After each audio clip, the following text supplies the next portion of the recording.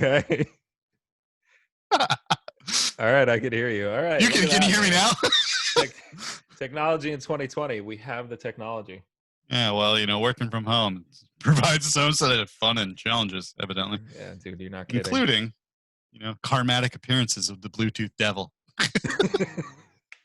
That's like one of the challenges that I've always had. Actually, this is the first setup that I've had that is actually kind of congruent with my like work process, I guess. When it stack comes to of like books. no, not having to like transfer. I take phone calls. I take Zoom calls like we're on right now, and getting a single device to kind of multiplex between all of them has always been a challenge. But the Bluetooth headphones that I have now actually do pretty well dropping on and off different devices. So nice. Well, we have already experienced them dropping your device off. And that's Ed Henry, ladies and gentlemen. I can't even explain it. Like the Bluetooth isn't even on myself. I don't know, man. Something happened on Zoom's back end when you hit record that it redirected audio or something. Absolutely. It was too in line. I would point to a certain Democratic People's Republic of Asia snooping in on there and deciding to take it out. But it's China. I don't want to lead anybody on with that misinformation because it's all theft at the end of the day. So how you doing working from home, dude? What were you saying earlier? You've been working from home for 6 years. This is year 9, 10 for me. Oh wow! Oh, so I didn't even know that in the pre-conversation. I had no idea. I like to keep that close to the chest. I don't like to brag, Ed, but I've been there, done that. It's true. Yeah, for longer than I have. Third company doing this too, which is kind of a little really crazy. But this will be my second. I think fully remote. Yeah. Before I was where I am now, I was remote, and then before that, it was a startup where I kind of did like 2 days remote, 2 days in the office. Yeah. Started. So I think push the boundary there. Sure. So 10 years, man. I feel like. Can you hear me? Oh yeah, I can hear you. Dude, my headset dropped again. So while Ed is fixing his shit, because that's what Ed's going to be doing, and you can watch him in this wonderful video that we're preparing. Let's give you a little bit of background and context to what's going on here. This is Elemental Collision. This is the video portion of the podcast. Can you hear me now? I can hear you. I'm just doing the intro while you were otherwise disposed. So we had that long lead in, and I was just saying this is Elemental Collision. It's all about life and technology colliding, hence the name Elemental Collision. And we're going to turn this into a series, Ed. I think this is going to be a series. It's if we want to use the current metaphors, it's two bearded white guys talking about technology. Because that'll go over what could go wrong? Absolutely. Well, and we have, logoed mugs and, you got your Beats headphones. That stack of books. I have my stack of books and the token picture of Ireland. Because dude, I'm such a wreck. Like, it's ridiculous. I have more books, just stacked next to me. So what do you do in your spare time? I read. Yeah. Outside of being a father to 4 freaking children. Outside of being a father to 4, yeah. I got 2. You got 4. Half dozen. So I was talking to you in the pre-show, I guess, what would be considered pre-show at this point. I miss the in-person element to working in tech. And I don't know. I've never worked outside of tech in a professional capacity. So the interpersonal element that, you and I both worked from home for a lot of years, but we would travel probably pretty regularly. At least for me, it was like once a month. I'd travel probably for a week a month or a couple of days at least a month. And we would end up getting together in corporate offices or at a customer account or anything. And I miss that, man. I miss being able to get together and just generally shoot the shit about anything and everything. With respect to career, with respect to family. And, a lot of my, I guess, friends support system with respect to work was kind of propped up by the travel that I did. And I didn't realize it until, we got put on this, 8-month at this point. I think it's 8 months at this point, travel ban that we've been on. It's not been a decade. It feels like a whole lot of years crammed into a whole lot. I mean, look at how, dude, I'm so degenerate that I don't even shave anymore. I can't even function as a human being. I'm not going to make any comments about beards. I think the stuff of legends is when it comes around Christmas and I look like goddamn Santa Claus. And they So, shut the hair salons again, right? So I can't oh, they even go get did. my hair cut. That's unfortunate. I had the COVID cut for a while. Managed to make it into a great clips and let it all go. Like Absalom in the Bible, I was ready to get caught underneath the tree somewhere, and be hung by my locks. But thankfully, it all ended up on the floor somewhere, and I lost like 4 pounds. So it's great. Nice. Yeah. So like I said, I wanted to get together and use this as that venue. I don't have any beer that I'm not going to consume while I'm mowing my lawn later this evening. But next time I'll have enough beer where I'll actually have like a beer while we're on the call.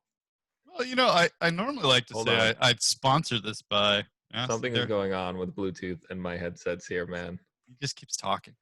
It's so weird. I would force mute him, but folks, I can't. It's Ed. I just can't do it. Well, so I like to keep the surprise in the mug. This is coffee.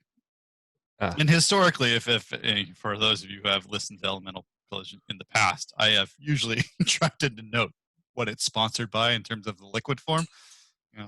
This great amount of thinking has been sponsored by, I don't know, hop IP, some hoppy IPA somewhere. So yeah, no, I am all about the choice of alcoholic beverages. There will be no White Claw, please. I think we're over. You mean you don't want to taste the flavor of another person screaming from the other room as you drink it? I was going to say I'm not that basic, but I suppose.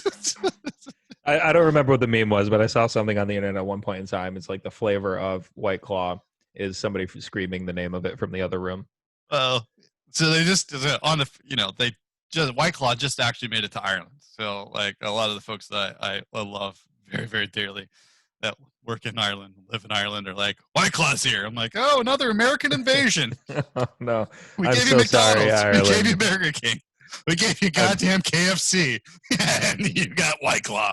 I'm so sorry, Ireland. This is not the best. This is not the best export that we've ever done. I apologize for all of America's degeneracy, first and foremost. Oh, I think that's a big burden there, Ed. Like the whole, it's funny. So like Americanism in the rest of the world. I growing up in America in the 90s and early 2000s, I guess we weren't necessarily as globalized at that point in time, or maybe it was just my naivety, likely my naivety.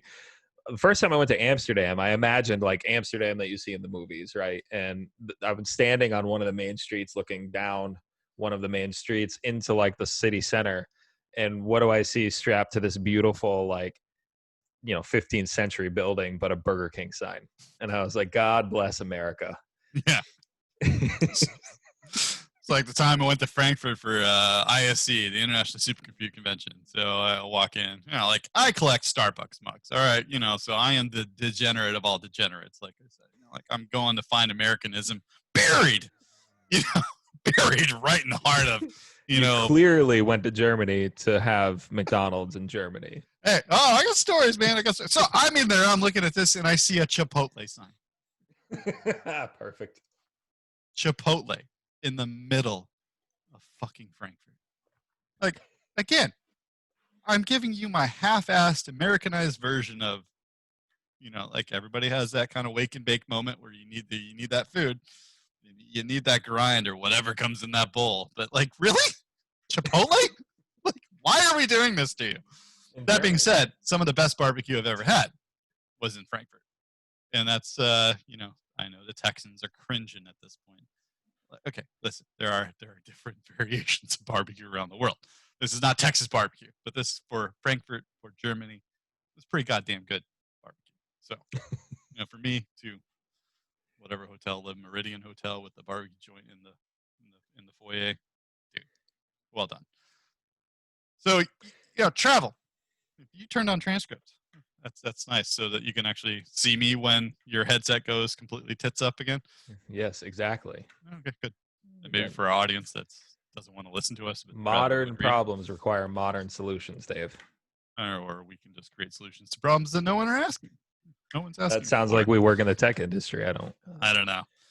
Well, like you're saying, that Americanization stuff. I mean, like you said, travel, the community, like a lot of this stuff. I mean, by the way, this is going to be a shock to you. I'm going to be in California next week.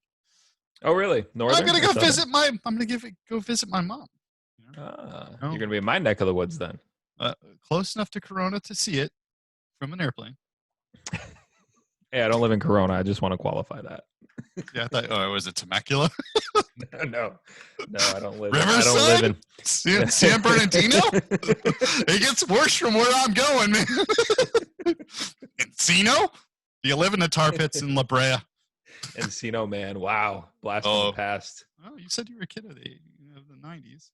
Yeah, I mean, I wow, it's been years since I've seen that movie, but yeah, Encino, well, man. When you talked about Amsterdam and you're like the movies, I was like, please tell me that was not a Cheech and Chong reference, because that would. I actually haven't seen a lot of the Cheech and Chong movies. I don't think you're necessarily missing anything. I think I know most of like the common memes from the movies, but that's about it, man. I didn't see the Star Wars movies until my sons said they wanted to see all of the new Star Wars movies. So I think I binge watched all of them like 2 or 3 years ago. All right, so this is going to set the temperament for how the rest of this conversation to go. How did you watch the Star Wars films? What order? How did you indoctrinate your child? Was it go chronologically? Ooh, like chronologically by the story. Film date?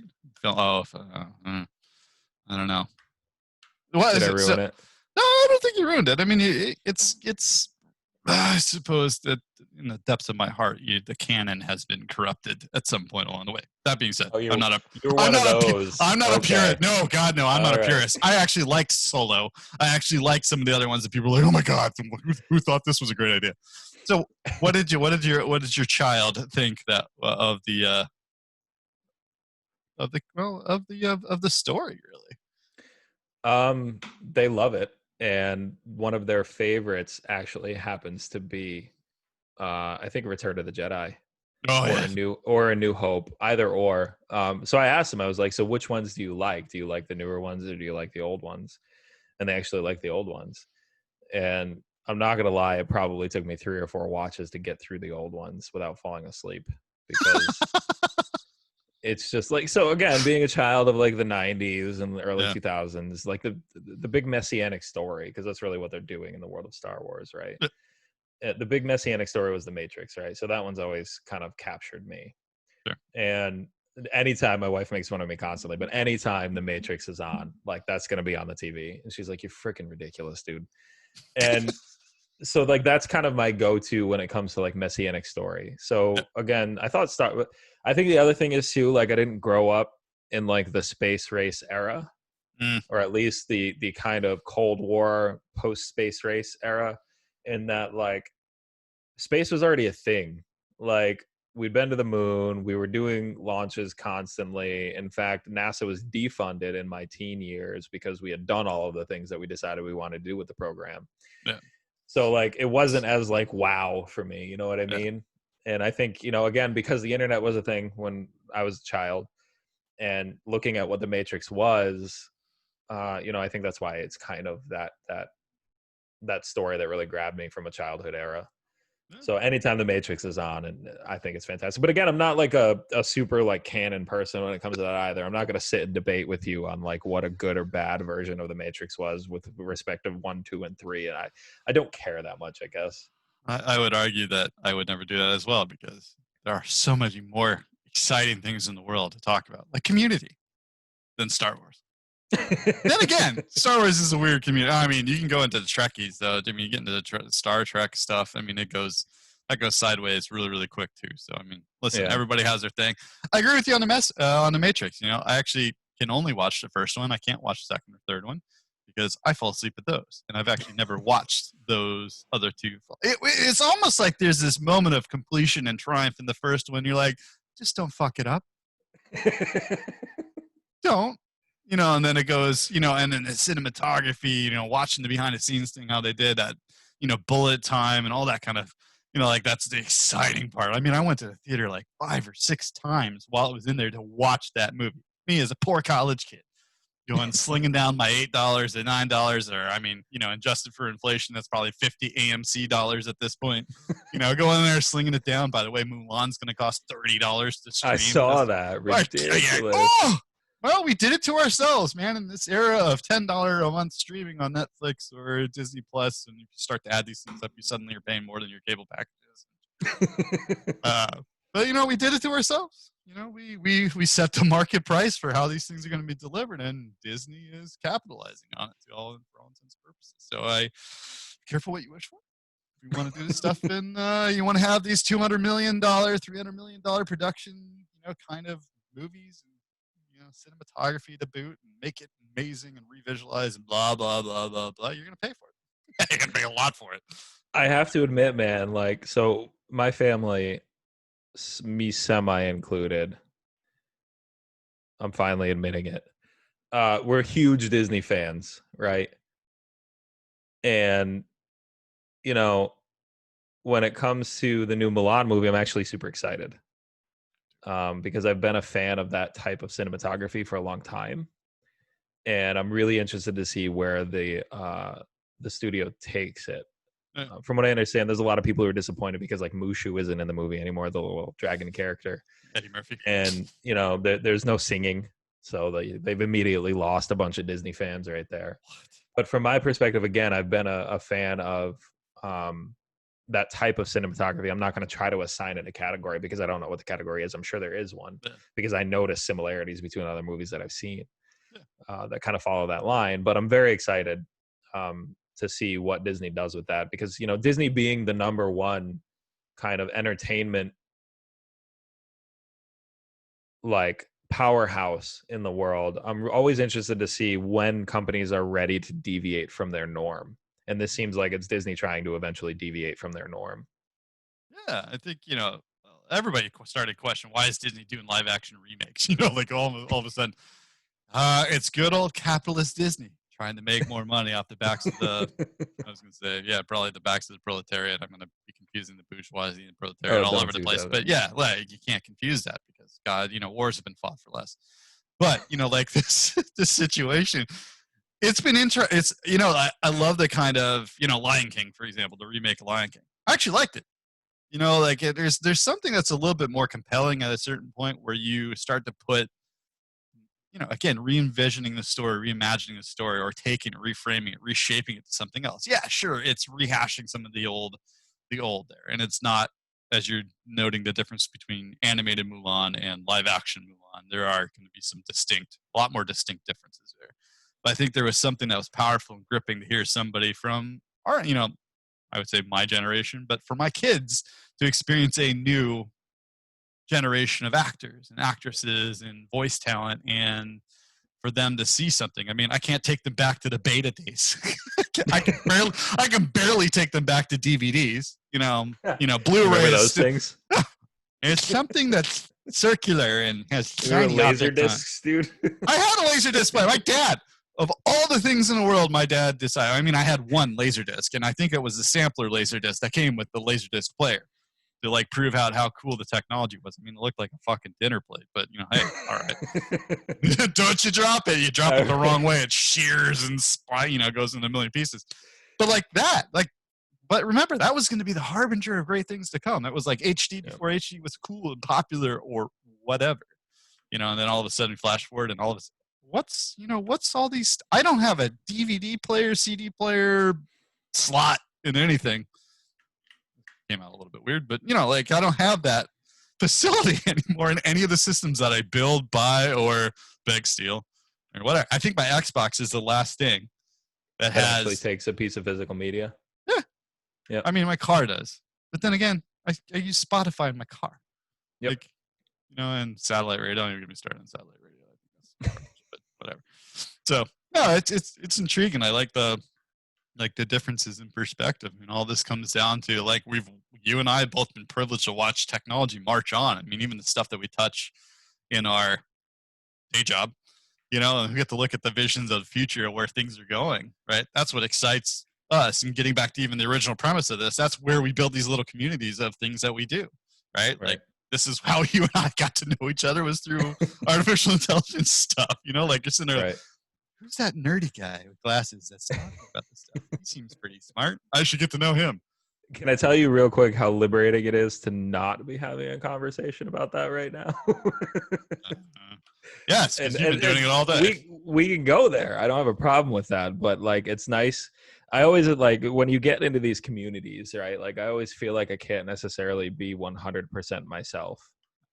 And, there's a particular challenge there because, I think there's a certain element of humanity that's dropped on the floor with the worry of, is somebody gonna like Ed likes the Matrix, who in the academic circles is gonna, hate Ed because Ed likes the Matrix. You know what I mean? Like, so I worry when it comes to these communities, like Yeah, having an opinion on certain things.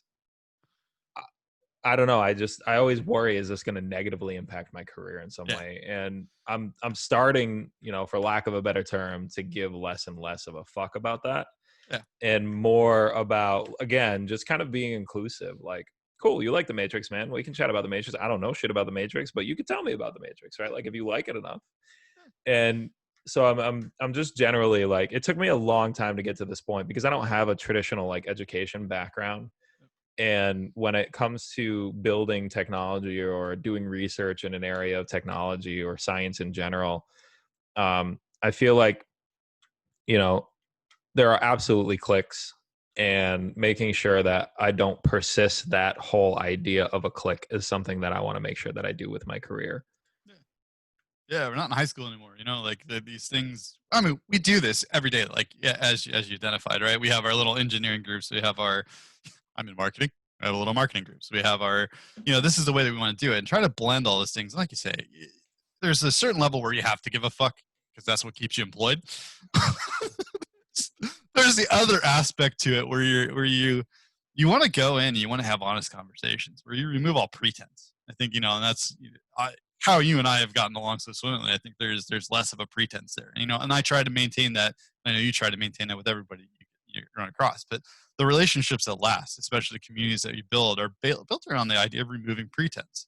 I got a chance to one of the I'm not going to try to butcher this, but netminds.co.uk or netminds.uk or something like that was a startup I got to mentor back in March when last time I actually corporate traveled.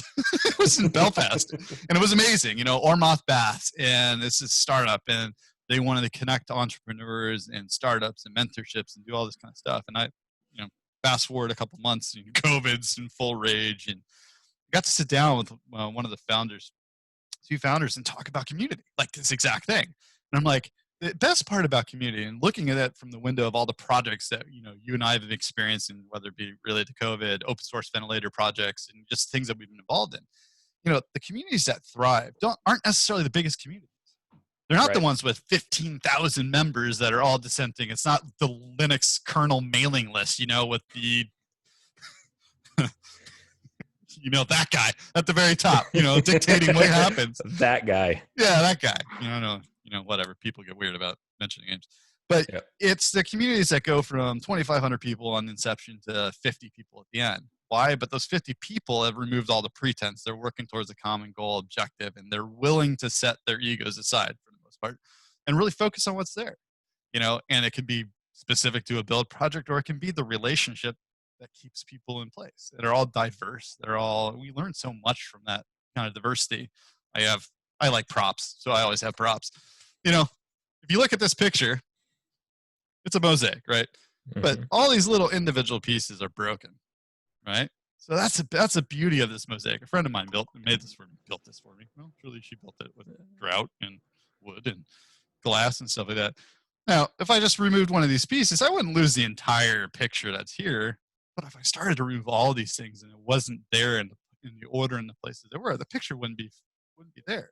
And each of these, if we look at these as communities, I mean, the beauty of this mosaic is in the fracture, is in the differences of the size, because the color, this background, this blue color is made possible because there are different shades, there are different opinions, if you will. So like I like this kind of analogy because we're all fractured in our own little ways, right? We have our different experiences, our different rough edges. I probably have cut myself on glass more times than I care to count, whether it be sharp personalities or just being a general asshole. like, all this stuff, I mean, it comes together, but the net result is something that you can identify, something that you can see, and that from the outside perspective looking in goes, hey, this is beautiful. This is something that Yeah. has value. Yeah, and it's funny, man. Like again, having an inclination toward, empiricism and things that fall out of the idea of science. It's hard for me to embrace a lot of times that it's okay to be human. And like what I mean by that is like I don't always have to distill reality down to some reductionist thing. You know what I mean? I'm having Yeah. trouble putting it into words, but like it's Biomechanical okay. properties of Yeah, humanity. it's okay to like it's okay to back off and just like enjoy the moment. You know what I mean? Like you don't have to always be inquisitive. Whether or not I am is a different story. But one of the things that I've kind of realized over the last couple of months in particular is like for my own mental health, I got to stop doing that. You know what I mean? And I gotta train myself to understand that it's okay to embrace this idea of not understanding or not trying to understand or not having the desire to try to understand and just be human, because being human is so broad and there's so many aspects of it that you can try to reason about that like you can spend an entire life thinking about one aspect of that, which is what we do in social sciences and different sciences and in general. And like I said, I need to be better at just enjoying being human, you know? It's well said, man. I, I, like again, I'll talk to our relationship for a little bit. The thing love about how we interact is you are the more cerebral half of the two of us, and it's a beautiful thing.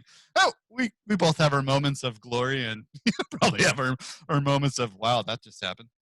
Oh, I had Right. my fair share, don't worry. I do it all the time. I have a mouth that opens and my foot goes in it faster than anything else in the world. But like a lot of that stuff and that inquisitiveness. I mean, that's one of the things that again, that's the way your glass is cut, right? So that inquisitiveness. And, I have a background in psychology and counseling and the things that I've done on that side. So trying to maintain my inquisitiveness tends to focus around what are the people doing? What are the people doing? Oh my God, why did they say that? Why did they do this? And you can tell that ADD and being from California have kind of gone completely together in the way I talk super fast. Um, but like a lot of that stuff, comes together when you start to see this. Like that inquisitive side of the brain used to keep me up at night. Like I want to know what's this next. I'm burning time by not reading. I'm not doing everything I possibly could. And it's not that I'm any less of who I am by turning that off. I mean, that's the thing. Like you said, it's kind of coming to grips with the fact it's okay to be me. It's okay for me to be in a community and not always have to be the one that's on. Right. Not always the person is pushing the wheelbarrow forward to dump all that shit on everybody, right? It's okay to let other people discover and determine values.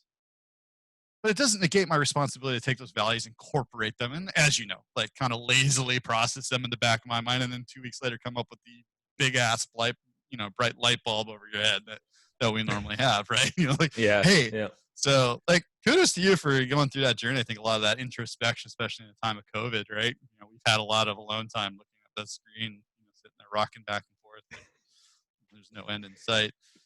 Having to deal with our own minds. I know it's been a hard thing for me to deal with too. Like that's always been my poison, if you will, is too much time alone listening to the thoughts inside of my head makes Dave a very dull boy. And you know, so thank you for helping me build community and thank you for allowing me into your community to at least, talk, as it were. So Yeah, man. I mean, in all reality, like the set of all things we could possibly know, as far as we know, is likely infinite. And to be exclusionary based on the set of things that we do know seems ridiculous in the grand scheme. Like I liken this to maybe like Sagan's pale blue dot, right? Like I don't know if you've ever seen the picture of when they turned Voyager around and they took a picture of Earth from a couple million miles out, or a couple billion, I can't remember. And yeah, Earth is this little speck suspended in a sunbeam. yeah, And I'm not going to even try to paraphrase what Sagan said because that would be, blaspheme. But I like in the idea of like making sure that we all kind of exercise a certain amount of humility and understand that, again, the scope of all things that we could potentially know is nothing in comparison to, or at least the scope of everything we could know is infinite. And the scope of everything we do know is likely nothing, and or at least asymptotically approaches zero, right? And like back to the community thing, like the only way that we can kind of get around the set of all possible things we could know is to parallelize that process, right? To borrow from computation. How do we explore the effective space of all things possible to know? You parallelize that across humans, right? So you have a bunch of different brains that you could go and explore different areas of science, different areas of technology, different areas of everything, and you can effectively kind of hack your way around that, if you will. um, but from the perspective of, again, like community building and whatnot, um, that's kind of how I view it, and make sure I use that as a motivation to not be exclusionary, because everybody has something to teach me, right? And I try to approach this perspective of community building with that in mind. That's an excellent point. I was watching a transcript and it said paralyze instead of parallelize, which I Yeah, suppose there is parallelization, paralysis. That could be a word. I don't know. I picked up parallelization, but it said paralyzed previously, so Wow. parallelized. It got that one. All right, so you just need a little more pronunciation. Yeah, a stronger diction with those lips. My American diction is about as, American as it can get. I know, I like to tell people, I know I'm your typical American. I know about 3/4 of one language. So The rest I just make up as it comes through. the rest is just a string of idioms that even most people that I hang out with regularly can't make any sense of. So. Yeah. Some of those are too rude to be repeated, I'm sure. So, Probably. yeah. Well, hey, Ed, it's been awesome to have you on today. Like I said, we'll post this out on YouTube. We'll post this out on SoundCloud. I know some people have already been asking to hear what's next, which is great. And we're definitely going to keep up the conversation. We're building Good. our own little community, Ed. Let's do it. Maybe we can get, like Zoom can support up to 49 people on the screen. So I mean, we can do no, God, no. I'm too much of an introvert to handle that much feedback. I don't know if I can do it. And not to mention the floor control problem that you would have, dude. Like, who do you give the floor to? How do you? What if control that everybody's whole headset process? kind of goes out at the same Like time? my headphones have done every 5 minutes on this call. We all need comedy relief. It's a necessary function. Every time you see me reach up here and touch this, it's because my headset has randomly just stopped working. And this is the first time, Dave, I've had problems with it. And I said at the beginning of the show, this is the first like setup that I've had that worked, and you have now disproven that by counterexample. So I appreciate it. Thank you. I'm here to bust all those preconceived notions of success. That's me. I'm gonna drag you right down into the pit of despair. Technical despair. I think I'm a generally pretty happy fucker. So anyway, all right, man. I appreciate it. I know people will appreciate our conversation. Hopefully they'll join in. We'll see what the comments are. I mean, hey, this will go on Twitter at some point too. So just get ready. Two white guys talking about community. It could be a barn burner. We can fix that problem, though. That's the goal. We need to fix that problem. It's all about fixing problems. As long as you know that the problem exists, you can fix it. I think. Thanks for having me, dude. You got it.